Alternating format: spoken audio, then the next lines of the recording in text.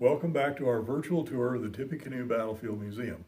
I'm Rick Conwell, Museum and History Store Manager for Tippecanoe County Historical Association, here on the site of the battle, which is operated by Tippecanoe County Park and Recreation Department.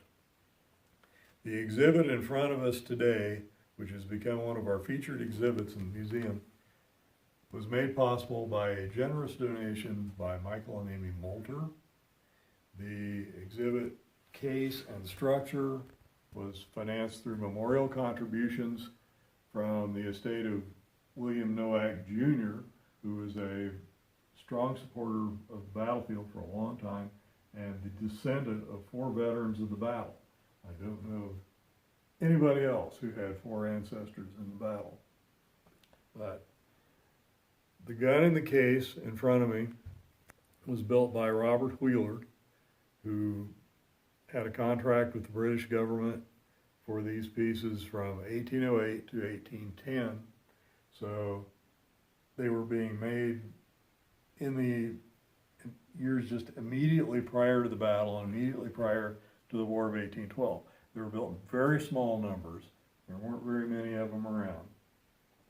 And they were made for distribution by the British government to their native allies to support strategic alliances and partnerships and cement the relations between the British government and the natives of the Northwest Territory. They were built in 2 grades. The standard grade had iron furniture and was a plain piece.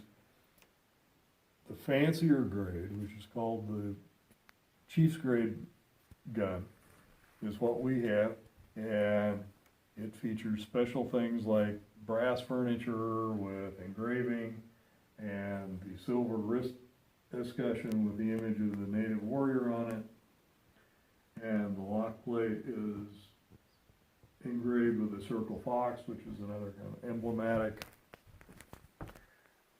trademark of these kinds of weapons. But it is, of course, a flintlock.